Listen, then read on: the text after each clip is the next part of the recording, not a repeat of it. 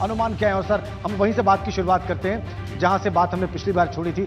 दूसरे चरण से छठे चरण तक अगर देखें तो दूसरे चरण को छोड़ दिया जाए तो बाकी सब जगहों पर बीजेपी कंफर्टेबल पोजीशन में दिखाई देती है। हाँ, तो बहुत अच्छा पॉइंट है। अब क्या हो रहा है कि आप एकदम अभी जो प्राची ने 6 फेज तक का, छठे चरण तक का डाटा दिया है, इसका मतलब अगर इंडिपेंडेंटली, इस वक्त मैं सिर्फ बीजेपी की बात कर रहा हूं, तो उसका खुद का खराब चरण जो है वो दूसरा चरण है। हाँ, और हमको सब पता है कि किस तरह से किसानों से जुड़ा कानून खुद प्रधानमंत्री के फैसले से वापस लिया गया, तो वो इम्पैक्टेड है, उसका प्रभाव है बीजेपी के खिलाफ सेकेंड फेज में। लेकिन उसके बाद से बीजेपी लगातार, अब मैंने आपको शुरुआत में क्या कहा था, बीजेपी की एक क्लासिकल पॉलिटिकल स्ट्रैटेजी रही है, और बहुत जब उसकी सफलता, हर पार्टी की सफलता और असफलता का दौर चलता है तो वो मोमेंटम से बिल्ड करती है। ठीक है, अब आप देखिए थर्ड फेज ऑनवर्ड्स, तीसरे चरण के बाद वो लगातार अपने एक मोमेंटम को छठे चरण तक जो डाटा भी आपने दिखाया है उसको बिल्ड करती जा रही है, और एक स्तर पर लाकर उसको मेंटेन करने की कोशिश कर रही है अभी के एग्जिट पोल के इंडिकेटर्स के हिसाब से। और वहीं पर अगर आप समाजवादी पार्टी को देखिए तो वो एक बड़े किसी गेन को कन्वर्ट नहीं कर पा रही, बड़े किसी फायदे को कन्वर्ट नहीं कर पा रही है। तो ये एकदम टिपिकल बीजेपी की इलेक्शन स्ट्रैटेजी जिस तरह से रहती है, अतीत में भी हमने देखा है, क्योंकि बीजेपी चुनाव हारती भी है। और आप कभी भी नोटिस करिएगा, जब हारती है, बहुत चुनाव उसने 2019 के बाद हारे हैं भारतीय जनता पार्टी ने, तो आप ये जरूर पाएंगे कि पहले ही चरण से उसका मोमेंटम नहीं बिल्डअप होता, तो सेकेंड के बाद वो क्लियरली रिकवर करके अपना मोमेंटम बिल्ड कर रही है। और सेकेंड में भी जो अनुमान था कि बहुत ज्यादा लॉस करेंगे, वैसा कुछ नहीं दिख रहा है। हाँ, नुकसान है, लेकिन थोड़ा बहुत। तो इसका मतलब यह हुआ कि एक इतना बड़ा निर्णय, एक साल से ज्यादा जिस पार्टी के लोग जा के दलील दे रहे हैं कि सबसे बढ़िया ये कानून है किसानों के लिए, उसके बाद प्रधानमंत्री आके देश को एड्रेस कर रहे हैं और कह रहे हैं कि नहीं, ये अब नहीं रहेगा, हम नहीं समझ पाए इस बात को।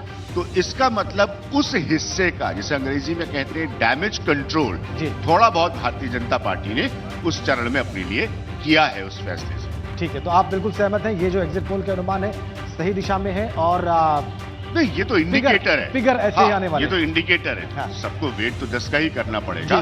लेकिन मैं जो अपनी बात रख रहा हूं, वो जिस तरह से बीजेपी के चुनाव होते हैं, अगर वो बड़ी जीत में तब्दील होते हैं, तो मैं उस मोमेंटम की बात कर रहा हूं। क्योंकि जब हारती है, मैं फिर दोहरा दूं, तो आप कोई आंकड़ा उठा के देख लिए, उसका मोमेंटम नहीं बिल्डअप, पहले फेज से ही डिरेल हो जाता है। जी।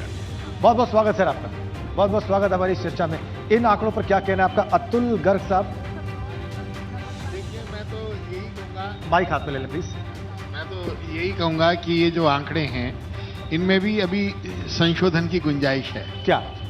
प्लस की तरफ जाएगा, क्योंकि यदि आप गौर करें, जो 5 साल पहले एग्जिट पोल हुआ था, तो उस एग्जिट पोल के अंदर एक या दो जनों को छोड़ करके किसी ने भी भाजपा की जीत नहीं बताई थी, और जिन्होंने जीत बताई भी थी तो वो भी जो वास्तविक निर्णय जनता का आया उससे 50 सीट कम बताई थी, जिन्होंने भी बताई थी। तो हुआ क्या है कि जैसा कि अभी हमारे साथी, हमारे वरिष्ठ पत्रकार महोदय अभिज्ञान प्रकाश जी ने जो बोला है कि मोदी जी ने ये कहा कि हम समझ नहीं पाए थे।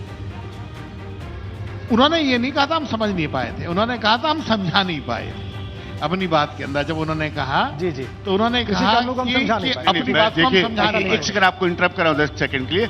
समझाने की कोशिश बीजेपी ने 1 साल से ज्यादा की थी, मान ली, उन्हीं के प्रवक्ता और मंत्री के बताते थे ये सबसे अच्छा कानून है, स्वीकार है। तब उसके बाद प्रधानमंत्री ने निर्णय यही कहा कि हमने कोशिश करी पर समझा नहीं पाए। ठीक है, ऐसा नहीं है कि इसके अंदर ये माना गया कि कोई हमसे गलती हुई, समझा नहीं पाए, एक अच्छे काम को नहीं समझा पाए। और जो वापस लेने का जो रीजन था, वो सामने वाले का सम्मान करना था, इसलिए वापस लिया कि भाई अगर वो नाराज हैं तो है तो जनता जनार्दनी, है तो किसान देवता ही, तो भाई उनको वापस ले लिया। और अगर आप इसका जो सही इंपैक्ट मिलेगा आपको 10 तारीख को, आप कह रहे हैं कि इससे भी बेहतर होने वाला